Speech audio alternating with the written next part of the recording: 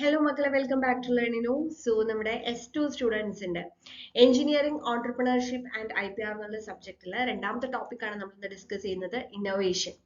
അപ്പൊ നമ്മുടെ first topic എന്തായിരുന്നു? ഐഡിയേഷൻ അല്ലെ. അപ്പോൾ ഈ ഐഡിയേഷനും ഇന്നോവേഷനും തമ്മിൽ ശരിക്കും പറഞ്ഞാൽ ഡിഫറൻസ് ഒന്നുമില്ല, അത് ചേർന്ന് നിൽക്കുന്ന രണ്ട് ടേംസ് ആണ്. അപ്പൊ ഐഡിയേഷനിൽ നമ്മൾ എങ്ങനെയാണ് ഒരു ഐഡിയ ജനറേറ്റ് ചെയ്യുക, എങ്ങനെയാണ് അത് നമ്മൾ ആ ഒരു ഐഡിയനെ നമുക്ക് എങ്ങനെയൊക്കെ ട്രാൻസ്ഫോം ചെയ്യുക എന്നുള്ള കാര്യങ്ങളൊക്കെ ബേസിക് ആയിട്ട് പഠിച്ചിരുന്നു. അപ്പൊ ഇന്നോവേഷൻ എന്ന് പറയുമ്പോൾ നമുക്ക് കുറച്ചും കൂടെ കാര്യങ്ങൾ അതിനകത്ത് പറയാനുണ്ട്, നമുക്ക് ഡീറ്റെയിൽ ആയിട്ട് നോക്കാം. അപ്പോൾ ഒരു കാര്യം കൂടെ, നമ്മൾ ഈ എഞ്ചിനീയറിംഗ് ഓൺടർപ്രണർഷിപ്പിന്റെ IPRന്റെ നോട്ട്സ് അവൈലബിൾ ആണ്, നമ്മുടെ ആപ്പിലാണ് അത് അവൈലബിൾ ആയിട്ടുള്ളത്. അപ്പോൾ അതിന്റെ കൂടുതൽ ഡീറ്റെയിൽസും ഒപ്പം തന്നെ ബാക്കിയുള്ള S2 ക്ലാസ്സസിനെ കുറിച്ച് അറിയാനായിട്ട് നമ്മുടെ ലേണിനോ ആപ്പ് ഡൗൺലോഡ് ചെയ്ത് വെക്കാം കേട്ടോ. അപ്പൊ നമുക്ക് നോക്കാം. ഓക്കെ, സോ ഇന്നവേഷൻ എന്ന് പറയുമ്പോൾ അതിന്റെ ഒരു ഡെഫിനിഷൻ ആയിട്ട് പറയുന്നുണ്ടെങ്കിൽ it is defined as A process of bringing about new ideas, methods, products, services or solution that have A significant positive impact and value. C, നമ്മൾ എന്തെങ്കിലും നമ്മൾ ഇന്നോവേറ്റ് ചെയ്യാണ് എന്ന് നമ്മൾ പറയുമ്പോൾ അത് എന്തെങ്കിലും ഒരു ഐഡിയ ആയിരിക്കാം, അത് അല്ലെങ്കിൽ ഒരു മെത്തേഡ് ആയിരിക്കാം, അതൊരു പ്രോഡക്റ്റ് ആയിരിക്കാം, സർവീസ് ആയിരിക്കാം.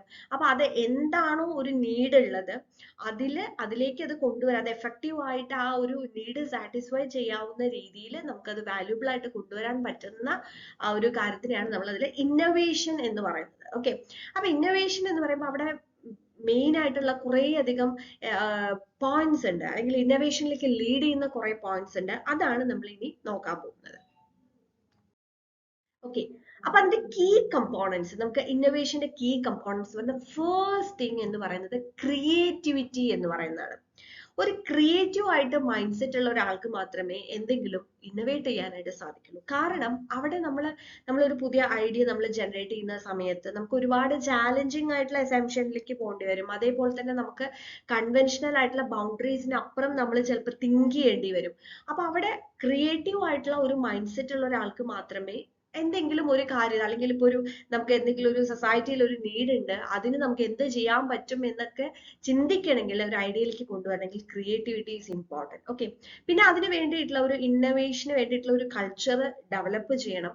അതിന് വേണ്ടിയിട്ടുള്ള റിസോഴ്സസും ഇൻഫ്രാസ്ട്രക്ചറും കണ്ടുപിടിക്കണം. ഓക്കെ, ഇപ്പൊ റിസോഴ്സസ് എന്ന് പറയുമ്പോൾ ഫിനാൻഷ്യൽ ആയിട്ടുള്ള റിസോഴ്സ് ഉണ്ടാവാം, നോൺ ഫിനാൻഷ്യൽ ആയിട്ടുള്ള റിസോഴ്സ് ഉണ്ടാവാം. ഓക്കെ, ഇപ്പോൾ ഇപ്പൊ ഇൻഫ്രാസ്ട്രക്ചർ എന്ന് പറയുമ്പോൾ അവിടെ നമ്മൾ ടെക്നോളജി ബേസ് ചെയ്തിട്ടുള്ള ഇൻഫ്രാസ്ട്രക്ചർ ഉണ്ടാവും. കാരണം ഇന്നിപ്പോ ഒരു സ്റ്റാർട്ടപ്പ് എന്നൊക്കെ പറയുമ്പോൾ അത് ടെക്നോളജി അസിസ്റ്റഡ് ആയിട്ട് വരുന്ന കാര്യങ്ങളാണ്. അപ്പൊ നമുക്കൊരു ഐഡിയ, അത് ഇന്നോവേറ്റീവ് ആയിട്ടുള്ള ഒരു ഐഡിയ ആണ്, അത് നമുക്ക് എന്താണ്, അത് ഫ്രൂട്ട്ഫുൾ ആയിട്ട് നമ്മൾ കൊണ്ടുവരണം എന്നുണ്ടെങ്കിൽ അവിടെ റിസോഴ്സിന്റെയും ഇൻഫ്രാസ്ട്രക്ചറിന്റെയും അതൊക്കെ അതിന്റെ ഇന്നോവേഷന്റെ കീ കമ്പോണന്റ് ആയിട്ട് വരുന്നതാണ്. And next thing and the important thing is leadership and vision. നമുക്കിപ്പോ നമ്മൾ ഒരു ഇന്നോവേറ്റീവ് ആയിട്ട് നമുക്കൊരു ഐഡിയ ഉണ്ട്, നമ്മൾ അത് കൊണ്ടുവരണം എന്നുണ്ടെങ്കിൽ അതിന് പുറകിൽ ഒരു ലീഡർഷിപ്പ് വേണം. കാരണം ഇതൊരു എന്താ പറയാ, ഒരു വൺ മാൻ ആർമി പോലെ ഒരാൾക്ക് ഒറ്റയ്ക്ക് ചെയ്യാൻ പറ്റുന്ന ഒരു കാര്യമല്ല, അവിടെ ടീം വർക്ക് വരും. അപ്പൊ ആ ഒരു ടീമിനെ ലീഡ് ചെയ്യാൻ പറ്റുന്ന നല്ലൊരു ലീഡർ വേണം. പിന്നെ കൃത്യമായ വിഷൻ വേണം, നമ്മൾ എന്താണ് ചെയ്യുന്നത് എന്നുള്ളതിനെ കുറിച്ച് കൃത്യമായ ഒരു ഐഡിയ ഉണ്ടാവണം. ഇല്ലെങ്കിൽ എന്താന്ന് വെച്ച് കഴിഞ്ഞാൽ എവിടെയെങ്കിലും വെച്ച് നമ്മൾ സ്റ്റക്കായി പോകും, വാട്ട്സ് നെക്സ്റ്റ് എന്നുള്ളത് അറിയാത്ത ഒരു അവസ്ഥയായിട്ട് പോകും. അപ്പൊ leadership and vision is important. Then feedback and adaptation. അതായത് നമുക്കിപ്പോ എന്തെങ്കിലും ഒരു ഐഡിയ ഉണ്ട്, നമുക്ക് എന്തെങ്കിലും ഒരു കാര്യം ചെയ്യണം, നമുക്കൊരു ഇന്നോവേറ്റീവ് ആയിട്ട് നമുക്കൊരു പ്രൊഡക്റ്റ് ഡെവലപ്പ് ചെയ്യണം എന്ന് നമ്മൾ വിചാരിച്ച് നമ്മൾ ഇറങ്ങിത്തിരിക്കുമ്പോൾ നമ്മൾ ചിലപ്പോൾ അതിന്റെ ഒരു പ്രോട്ടോടൈപ്പ് ചെയ്യും, അല്ലെങ്കിൽ നമ്മൾ അതിൽ ഓപ്പൺ ഡിസ്കഷന് പോകും. അപ്പൊ അവിടെ നമുക്ക് പലതരത്തിലുള്ള ഫീഡ്ബാക്ക് കിട്ടും. ഈ പ്രൊഡക്റ്റ് ചിലപ്പോൾ നമുക്ക് ഇറക്കി കഴിഞ്ഞു കഴിഞ്ഞാൽ ഇത് ചിലപ്പോൾ സക്സസ് ആവില്ല എന്ന് പറയുന്നവരുണ്ടാവും, സക്സസ് ആവും എന്ന് പറയുന്നുണ്ടാവും, അതിന്റെ എന്തെങ്കിലും ഡ്രോബാക്സ് പറയുന്നുണ്ടാവും.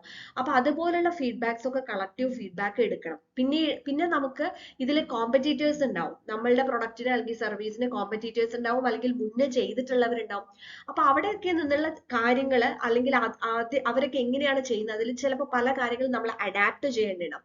അപ്പൊ ആ ഫീഡ്ബാക്ക് ആൻഡ് അഡാപ്റ്റേഷൻ, അതിനുള്ള ഒരു മൈൻഡ് സെറ്റോ, അല്ലെങ്കിൽ അത് ശരിക്കും ഒരു ലൂപ്പാണ്. നമ്മൾ ഒരു കാര്യം ചെയ്യുന്നു, അതിൽ നമ്മൾ ഫീഡ്ബാക്ക് കിട്ടുന്നു, അപ്പൊ നമ്മുടെ എന്തെങ്കിലും ഒരു പ്രൊഡക്റ്റ് അല്ലെങ്കിൽ സർവീസ് നമ്മൾ ഇന്നോവേറ്റീവ് ആയിട്ട് നമ്മൾ കൊണ്ടുവരികയാണ്. അപ്പോൾ അതിൽ നമുക്ക് എന്തെങ്കിലും ഡ്രോബാക്സ് ഉണ്ടെങ്കിൽ എഗെയിൻ നമ്മൾ എന്ത് ചെയ്യണം, അതിൽ മോഡിഫിക്കേഷൻസ് വരുത്തി നമുക്ക് കൊണ്ടുവരാനായിട്ട് സാധിക്കണം. Then effective risk management is also very much important. കാരണം ഇതിനകത്ത് ഒരുപാട് ചാലഞ്ചസ് ഉണ്ടാവും. അപ്പൊ ആ ചാലഞ്ചസിനെയൊക്കെ നമ്മൾ ഓവർകം ചെയ്യണം, അതിനകത്ത് ഒരുപാട് റിസ്ക് എലമെന്റ്സ് ഉണ്ടാവും.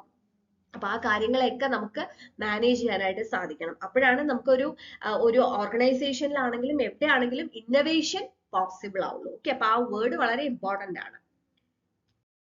ഇനി ഇന്നോവേഷൻ എന്ന് പറയുന്ന ഡിഫറെന്റ് ടൈപ്പ് ഉണ്ട്. അതായത് നമ്മൾ അത് ചെയ്യുന്ന ഒരു ഏത് സെക്ടറിലാണ് നമ്മൾ ചെയ്യുന്നത് അല്ലെങ്കിൽ ഏത് ഏരിയ ഓഫ് ബിസിനസ്സിലാണ് ചെയ്യുന്നത് അനുസരിച്ചിട്ട് like product innovation, process innovation, business model innovation, service innovation, incremental innovation, disruptive innovation, computing innovation, technology innovation, digital innovation, social innovation, sustainable innovation, open innovation. അങ്ങനെ ഈ ഇന്നോവേഷൻ നമ്മൾ ഓരോ ഏരിയയിലേക്ക് പോകുമ്പോഴും അത് ഡിഫറെന്റ് ആയിട്ട്, ഇപ്പൊ പ്രോഡക്റ്റിന് വരുന്ന ഒരു ഇന്നോവേഷൻ പോലെ ആയിരിക്കില്ല സർവീസ് റിലേറ്റഡ് ആയിട്ട് വരുന്ന ഒരു കാര്യം. ഓക്കെ, അപ്പൊ അങ്ങനെ ഓരോന്നിനും നമ്മൾ അതിനെ സെപ്പറേറ്റ് ചെയ്തുകൊണ്ട് തന്നെ നമുക്ക് അതിന്റെ ടൈപ്സ് ഓഫ് ഇന്നോവേഷൻ പറയാൻ പറ്റും.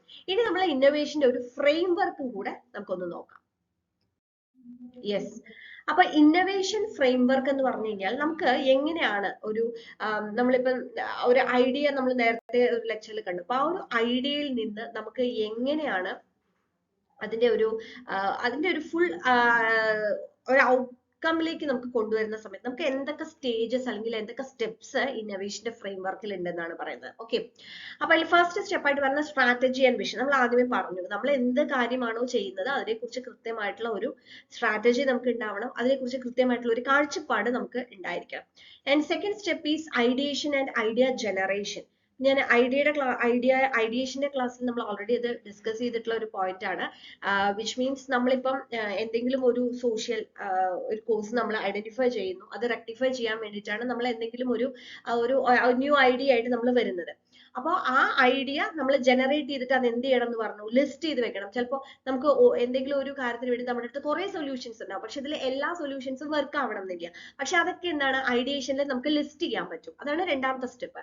ദെൻ മൂന്നാമത്തെ സ്റ്റെപ്പിൽ പോകുമ്പോൾ ഐഡിയ സെലക്ഷൻ ആൻഡ് ഇവാലുവേഷൻ. നമ്മൾ കണ്ടെത്തിയ വഴികളിൽ ഏത് വഴി പോയാലാണെങ്കിൽ അല്ലെങ്കിൽ ഏതാണ് നമുക്ക് ശരിക്കും പറഞ്ഞു കഴിഞ്ഞാൽ അത് കൺവേർട്ട് ചെയ്യാനായിട്ട് സാധിക്കുക, അവിടെ ഐഡിയ സെലക്ഷനും അതിനെ ഇവാലുവേറ്റ് ചെയ്ത് അത് ലിസ്റ്റ് ഇവാലുവേറ്റ് ചെയ്ത് കഴിഞ്ഞാലാണ് നമുക്ക് അതിന് ഇങ്ങനെ ഒരു ഇത് ചെയ്ത് കഴിഞ്ഞാൽ നമുക്ക് നമ്മുടെ ഇപ്പോഴത്തെ പ്രശ്നത്തിനുള്ള രീതിയിൽ നമുക്ക് കൊണ്ടുവരാൻ പറ്റുള്ളൂ.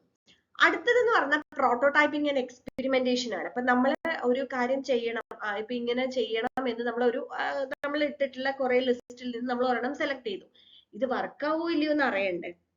അപ്പൊ വർക്ക് ആവോ ഇല്ലയോ എന്ന് അറിയണമെങ്കിൽ നമ്മൾ എന്ത് ചെയ്യണം, അതിന്റെ ഒരു പ്രോട്ടോടൈപ്പ് നമ്മൾ ഡെവലപ്പ് ചെയ്യണം. പ്രോട്ടോടൈപ്പ് എന്ന് പറഞ്ഞാൽ നമ്മൾ എക്സ്പെരിമെന്റ് ചെയ്യുന്ന പോലെ, നമ്മളിപ്പോ ഒരു ലാബിൽ നമ്മൾ എക്സ്പെരിമെന്റ് ചെയ്ത് നോക്കുന്നത് പോലെയാണ്. ഇപ്പൊ നമ്മൾ എന്തെങ്കിലും ഒരു പ്രോഡക്റ്റ് നമ്മൾ ഉണ്ടാക്കുകയാണെങ്കിൽ ഫസ്റ്റ് നമ്മൾ ഇപ്പൊ AI യൂസ് ചെയ്തിട്ടും ഒക്കെ നമ്മൾ റോബോട്ടിക്സിലൊക്കെ അതാണ് നമ്മൾ ചെയ്യുന്നത്. അപ്പൊ ചെറിയ ഒരു പ്രോട്ടോടൈപ്പിൽ നമ്മൾ ആദ്യം അത് ചെയ്ത് നോക്കും, ചെയ്ത് നോക്കിയിട്ട് അത് സക്സസ് ആവുന്നുണ്ടോ എന്ന് നോക്കും. അപ്പൊ അതാണ് എക്സ്പെരിമെന്റേഷൻ സ്റ്റേജിൽ വരുന്നത്. പിന്നെ എന്താന്ന് വെച്ച് കഴിഞ്ഞാൽ അത് ഇംപ്ലിമെന്റേഷൻ ആൻഡ് എക്സിക്യൂഷൻ. അപ്പൊ ഈ എക്സ്പെരിമെന്റേഷൻ ഇംപ്ലിമെന്റേഷൻ എക്സിക്യൂഷൻ എന്ന് പറയുമ്പോൾ അവിടെ എന്താ വ്യത്യാസം വരുന്നതെന്ന് വെച്ച് കഴിഞ്ഞാൽ നമ്മളിപ്പോ ലാബിൽ സപ്പോസ് നമ്മൾ പ്രോജക്റ്റ് ഒക്കെ ചെയ്യുന്ന സമയത്ത്, ഇപ്പൊ ഫൈനൽ ഇയറിലൊക്കെ എത്തി നമ്മൾ പ്രോജക്റ്റ് ഒക്കെ ചെയ്യുന്ന സമയത്ത് ഫസ്റ്റ് നമ്മൾ എന്താ ചെയ്യുക, അതിന്റെ ഒരു ചെറിയൊരു മോഡൽ നമ്മൾ ഉണ്ടാക്കും അല്ലെ. ആ മോഡൽ പക്ഷെ നമുക്ക് ഇപ്പോ ഒരു എന്തെങ്കിലും ഒരു എക്സിബിഷൻ വരുമ്പോൾ നമ്മൾ അതൊരു പ്രോഡക്റ്റ് ആയിട്ട് കാണിക്കുക എന്ന് പറയുമ്പോൾ നമ്മൾ എന്താണ്, ആ ഒരു മോഡൽ അതേപോലെ നമുക്ക് കാണിക്കാൻ പറ്റില്ല. അതിന്റെ കുറച്ചും കൂടെ അത് എക്സിക്യൂട്ട് ചെയ്തിട്ട് അല്ലെങ്കിൽ നമുക്ക് എങ്ങനെയാണോ ഒരു കസ്റ്റമറിലേക്ക് അല്ലെങ്കിൽ ഒരു കോമൺ മാൻ അത് യൂസ് ചെയ്യുന്ന സമയത്ത് അത് എങ്ങനെയായിരിക്കണോ ആ രീതിയിലേക്ക് നമ്മൾ അത് മാറ്റേണ്ടി വരും. അപ്പൊ അതാണ് അടുത്ത ഒരു സ്റ്റേജിൽ വരുന്നത്. പിന്നെ കണ്ടിന്യൂസ് ലേണിംഗ് ആൻഡ് ഇംപ്രൂവ്മെന്റ്. ഈ ഇന്നോവേഷൻ എന്ന് പറയുമ്പോൾ അവിടെ നമ്മളൊരു എന്തെങ്കിലും ഒരു ഐഡിയ കൊണ്ടുവന്നു, അത് പ്രോട്ടോടൈപ്പ് ആക്കി ഇംപ്ലിമെന്റ് ചെയ്തു, അവിടെ നിർത്തുക, അങ്ങനെയല്ല. നമ്മൾ എന്താണ് അതിൽ നിന്ന് വീണ്ടും നമ്മൾ അതിന്റെ ഫീഡ്ബാക്ക് എടുക്കണം. അതിൽ ചിലപ്പോൾ കുറേ ഡ്രോബാക്സ് ഉണ്ടാവും, അത് നമ്മൾ മനസ്സിലാവണം. പിന്നെ നമ്മൾ എപ്പോഴും നമ്മൾ ചിന്തിച്ചിട്ടുണ്ട്, ഇപ്പൊ നമ്മൾ മൊബൈൽ ഫോണിന്റെ കാര്യം നമുക്ക് കൂടുതൽ റിലേറ്റ് ചെയ്യാൻ പറ്റുന്നുണ്ടാണ് ഞാൻ പറഞ്ഞത്. മൊബൈൽ ഫോൺ നമ്മൾ സ്മാർട്ട് ഫോണിലേക്ക് വന്നു, എത്ര വർഷമായി സ്മാർട്ട് ഫോൺ നമ്മൾ യൂസ് ചെയ്യാൻ തുടങ്ങിയിട്ട്. പക്ഷെ ഒരു 5 years അല്ലെങ്കിൽ 6 years ബാക്ക് ഉണ്ടായിരുന്ന അതേ ഫീച്ചേഴ്സ് വെച്ചിട്ടാണ് ഇപ്പോഴും സ്മാർട്ട് ഫോൺ വരുന്നത്. സ്മാർട്ട് ഫോൺ എല്ലാവരും യൂസ് ചെയ്യുന്നുണ്ട്. എന്നാൽ ശരി, ഇനിയിപ്പോ ഇത് മതി എന്ന് പറഞ്ഞിട്ട് ഏതെങ്കിലും കമ്പനീസ് ഇരിക്കുന്നുണ്ടോ? ഇല്ല. അവരെന്താ ചെയ്യുന്നത്, അതിൽ വീണ്ടും വീണ്ടും വീണ്ടും പുതിയ പുതിയ ടെക്നോളജീസ് അല്ലെങ്കിൽ പുതിയ പുതിയ ഫീച്ചേഴ്സ് ആഡ് ഓൺ ചെയ്ത് വരികയാണ്. എന്തിനാണ്? അങ്ങനെയാണെങ്കിൽ മാർക്കറ്റിൽ ഇപ്പോഴത്തെ ആവശ്യങ്ങൾക്ക് അനുസരിച്ച് നമുക്ക് അത് കൊണ്ടുപോകാൻ പറ്റില്ല. അല്ലെങ്കിൽ ആ ഒരു പഴയ മോഡൽ തന്നെ വെച്ചുകൊണ്ടിരുന്നു കഴിഞ്ഞാൽ മുന്നോട്ട് പോകാൻ പറ്റില്ല. അപ്പോൾ കണ്ടിന്യൂസ് ലേണിംഗ് പ്രോസസ്സ് അവിടെ നടക്കുന്നുണ്ട് എന്നുള്ളതാണ് നമ്മൾ മനസ്സിലാക്കണം. അങ്ങനെയാണ് പുതിയ പുതിയ പ്രൊഡക്റ്റുകൾ അല്ലെങ്കിൽ പുതിയ പുതിയ സർവീസുകൾ വരുന്നത്. പിന്നെ ഇതിലൊക്കെ ലീഡർഷിപ്പ് സപ്പോർട്ട് ആൻഡ് കൾച്ചർ, അതായത് ഇന്നോവേഷൻ കൾച്ചർ എന്ന് പറയുന്നത് വളരെ ഇമ്പോർട്ടൻ്റ് ആണ്. ഇപ്പോൾ ഒരു ഓർഗനൈസേഷനിലാണെന്നുണ്ടെങ്കിലും അല്ലെങ്കിൽ ഏതൊരു ഫേമിലാണെന്നുണ്ടെങ്കിലും ഇതുപോലുള്ള ഇന്നോവേറ്റീവ് ഐഡിയാസ് കൊണ്ടുവന്ന് അത് ഒരു പുതിയ ഒരു മോഡലിലേക്ക് കൊണ്ടുവരാനോ ഒരു പ്രൊഡക്റ്റ് ആക്കാനോ അതിന്റെ പുറകിൽ ഒരു ടീം ഉണ്ടാവും. ഇന്നോവേറ്റീവ് കൾച്ചർ ഡെവലപ്പ് ചെയ്യുന്ന തന്നെ ഒരു ടീമായിരിക്കും, അതിന് നല്ലൊരു ലീഡർഷിപ്പും ഉണ്ടാവും. ഓക്കെ, അപ്പൊ ഇതാണ് ഇന്നോവേഷൻ ഫ്രെയിംവർക്ക് എന്ന് പറയുന്നത്. ഇത് ഓരോന്നും ഡീറ്റെയിൽ ആയിട്ട് എന്താണെന്ന് മനസ്സിലായി എന്ന് വിചാരിക്കുന്നു. അപ്പൊ നമ്മൾ ഐഡിയേഷനെ കുറിച്ചും ഇന്നോവേഷനെ കുറിച്ചും ഡീറ്റെയിൽ ആയിട്ട് പറഞ്ഞു. അപ്പൊ ഇതിന്റെ നോട്ട്സ് ഒക്കെ നമ്മുടെ ലേണിംഗ് ആപ്പിൽ അവൈലബിൾ ആണ്. സോ നെക്സ്റ്റ് ടോപ്പിക് ആയിട്ട് അടുത്ത വീഡിയോയിൽ വരും. Thank you.